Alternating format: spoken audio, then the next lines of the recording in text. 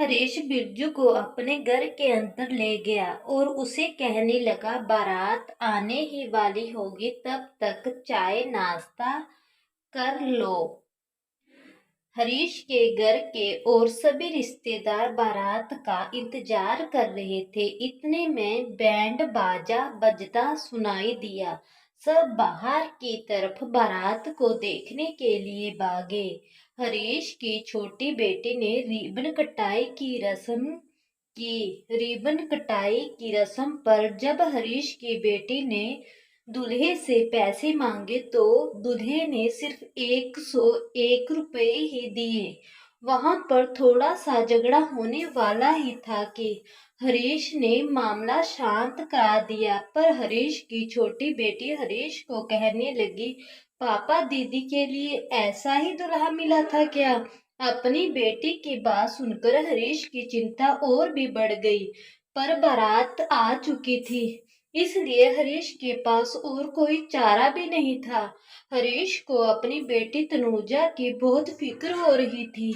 हरीश ने बारातियों को पहले चाय नाश्ता करने के लिए कहा। चाय नाश्ता करने के बाद सभी बाराती घर के आंगन में बैठ गए। बिरजू भी वही आंगन में बैठा था। बिरजू गांव के लोगों से बात कर रहा था। गांव का व्यक्ति बिरजू को कह रहा था कि हरीश ने यह बहुत अच्छा किया। सभी गांव के लोगों को शादी का न्योता बिना धार्मिक भेदभाव से दिया। बिरजू, हाँ भाई, यह तो बहुत अच्छा हुआ। हरीश और वह व्यक्ति आपस में बातें ही कर रहे होते हैं कि बारात का एक व्यक्ति बिरजू के पास आकर कहने लगा, तुम यहाँ क्या कर रहे हो? बारात के व्यक्ति को बिरजू से बात करता देख हरीश वहीं आकर कहने लगा, अरे भाई क्या हुआ? उस बाराती ने कहा, यह बिरजू हमारे गांव का है। इसके घर वालों ने इसे बहुत ढूंढा लेकिन यह कहीं नहीं मिला। वहीं गांव के लोग भी खड़े थे। गांव के लोगों ने बिरजू को कहा, कौन हो तुम? हरीश ने भी बिरजू को बताने के लिए कहा। थोड़ी देर तो बिरजू चुप रहा, फिर कहने लगा, मैं कोटला गांव का हूँ और मुस्लिम जाति से संबंधित हूँ। गांव का पहला वाला मुखिया भी वही था। बिरजू की बात सुनकर गुस्से से बोला, तो यहाँ क्या तुम सबको मुस्लिम धर्म में शामिल करने आए हो?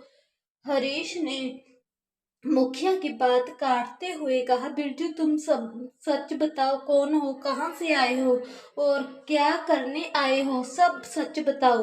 बिरजू ने कहा, मैं एक लड़की से शादी करना चाहता था, लेकिन वो लड़की हिंदू धर्म से संबंधित थी। धर्म के कारण उसकी मेरे से शादी नहीं हो पाई। मेरे दिल पर इस बात का बहुत प्रभाव पड़ा। मैं बहुत दुखी हुआ। एक दिन मैं गांव छोड़कर यहाँ चला आया और सब धर्मों के स्थानों पर जाने लगा। मैं सबको बताना चाहता था, सब धर्मों में भगवान एक ही है। सब बस उसे कोई किसी नाम से जानता है तो कोई किसी नाम से। और मैंने सारी जिंदगी कुंवारा रहने का निश्चय किया। सब लोग बिरजू की बात सुन रहे थे। तभी पंडित ने हरीश से कहा, शादी का मुहूर्त बीता जा रहा है। तब दूल्हा बोला, शादी तो होती रहेगी, पर इस लड़के की बात ज्यादा जरूरी है। दूल्हे की इस बात पर बिरजू ने हरीश की तरफ देखा और कहा, आप दूल्हा और दुल्हन के फेरे करा दीजिए। तभी दूल्हा कहने लगा, फेरों की भी इतनी क्या जल्दी है? पहले यह तो बताओ कि मोटरसाइकिल दिखाई नहीं दे रहा। बिरजू गुस्से से बोला, हाँ, शादी मोटरसाइकिल से करनी है या फिर लड़की से? दूल्हे ने गुस्से से बिरजू की तरफ देखा और कहा, तुम कौन होते हो हमारे घर के मामले में बोलने वाले? तनुजा भी वहीं पहुंच गई। तनुजा ने बड़ी आंखों से बिरजू की तरफ देखा और बिरजू ने तनेजू को बड़ी आंखों से देखा। हरीश ने दूल्हे से कहा, बेटा सब है, फेरों का मुहूर्त बीता जा रहा है। तनुजा बोली, पापा, आप मेरी शादी ऐसे इंसान से क्यों कर रहे हो जिसकी फितरत ही दूसरों के टुकड़ों पे पलने की हो गई है। तनुजा की यह बात सुनकर दूल्हे को बहुत गुस्सा आया। तनुजा पर हाथ उठाते हुए आगे बढ़ा। तब हरीश ने दूल्हे का हाथ रोक कर उसी के एक तमाचा जड़ दिया। सभी लोग हैरानी रह गए। सभी लोग बिरजू को बुरा भला कह रहे थे। तभी तनुजा रोते हुए कहा, जानना चाहते हो तो बिरजू कौन है? तो सुनो, मैं और बिरजू एक दूसरे से शादी करना चाहते थे। तनुजा की माँ तनुजा को गुस्से से डांटती है, तुम ये क्या बोल रही हो? तभी दूल्हा कहता है, तनुजा को बोलने दो। तनुजा अपने पापा की तरफ देखकर कहने लगी, पापा, मैंने आपसे एक बार बात की थी। हरीश को याद आया। हाँ, क्या ये लड़का वही है?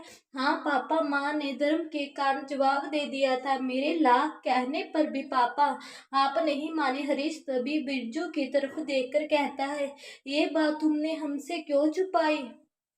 तब बिरजू ने कहा, मैं यहाँ आप सबका दिल जीतने के लिए आया था, लेकिन आपने बताया कि तनुजा की मंगनी हो गई है। गांव वालों से पता चला कि आपने शादी पर बहुत खर्च किया है। आप दहेज भी बहुत दे रहे हो। तभी मैंने सोच लिया, मैं इस शादी के बीच नहीं आऊंगा। मैं तो शादी में आना भी नहीं चाहता था, लेकिन आप सबके जोर देने पर मुझे रुकना पड़ा। तभी दूल्हे की माँ ने हरीश को कहा, देखो, आप की बेटी ने बहुत नाक कटवा दी। हम फिर भी आप की बेटी को अपनाने के लिए तैयार हैं, लेकिन कैश भी देना पड़ेगा। तभी हरीश अपनी पत्नी की तरफ बढ़ता है और कहता है, देखो भाग्यवान ये है आपके अमीर, जिनको भगवान मांगने में जरा सी भी शर्म नहीं। हरीश बिरजू की तरफ बढ़ता है और कहता है, बेटा, तुम तो मुझे पहले से ही पसंद थे। सच पूछो तो मैं अपनी तनुजा के लिए तुम्हारे जैसा ही लड़का चाहता था। धर्म का भेदभाव तो तुमने पहले ही निकाल दिया। मुझे तुम बहुत अच्छे लगते थे। हरीश तनुजा का हाथ बिरजू के हाथों में देते हुए कहता है, तनुजा को तुमसे बेहतर कोई भी खुश नहीं रख सकता।